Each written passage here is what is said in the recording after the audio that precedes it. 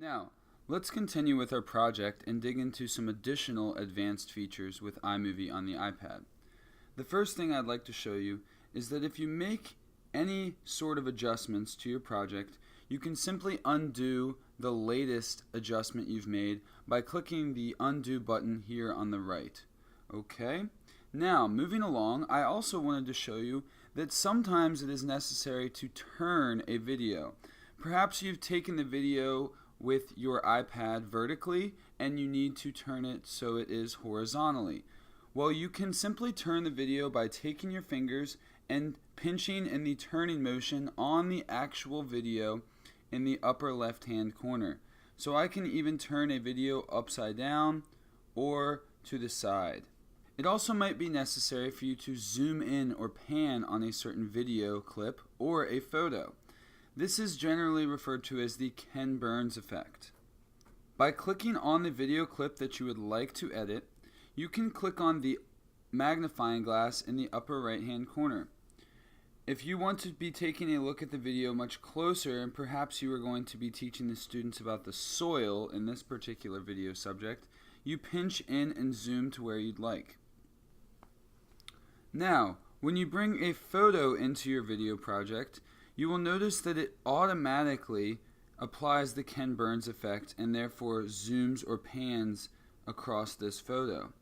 You can adjust this manually by clicking on the photo and simply turning off Ken Burns disabled if you want the photo to remain still, or you can click on Ken Burns enabled and you can decide where you want the start and where you'd like the finished part of the photo to be.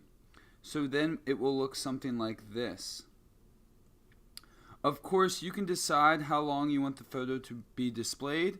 The default for iMovie on the iPad is 5 seconds, but I can adjust this by moving the yellow bar left or right.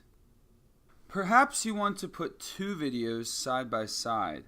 Maybe this is supporting a compare and contrast project that you are putting together or that your students are putting together.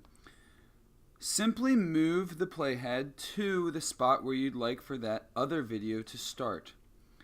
Go back into your media. When I find the video that I would like to add, I select the clip and I click on these three dots. I have several options for how I can layer the video over top. Perhaps I want to put it in the top left-hand corner. Then that video will look something like this, where I might be discussing the difference between the two different plants and the soil and the different nutrients that they need to survive. As I click my undo button, I can go back and I can select a different option for layering the videos. Perhaps I want to put them side by side.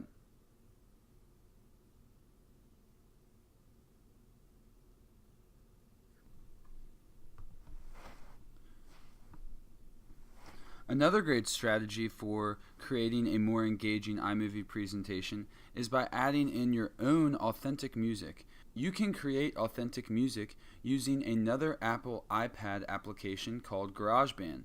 I've found that this strategy really engages my students into creating their own iMovie presentations. Simply go to the GarageBand app and you will create your music. Once you've created your song, you are going to select the song that you would like to incorporate into your iMovie. Select this particular song and click the sharrow in the top left, or the box with the arrow, and click Import with iMovie. Now, it is time to label the title of your song,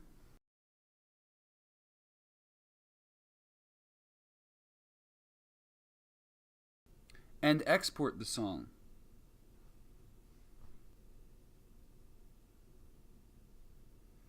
You will be prompted to decide which iMovie project you would like to bring this new song into.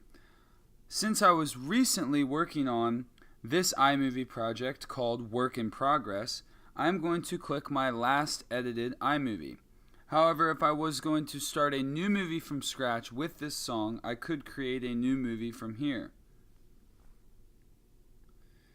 It will automatically place the song at the beginning, But of course, you can decide if you want to move this audio down the line by clicking and dragging it to where you'd like for the song to begin.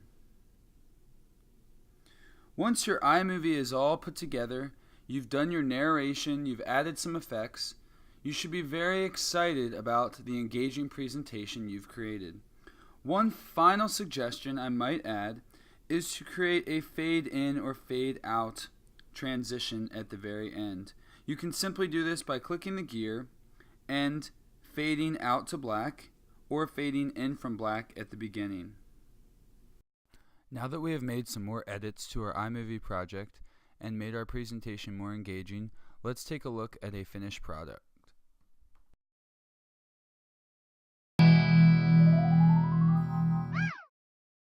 This succulent plant is much different than this cactus. Even though both plants are succulent, which means they have water storage organs. Each thrives with different amount of sunlight, and they grow in different types of soil. Both plants are great for busy homeowners because they are required very little attention.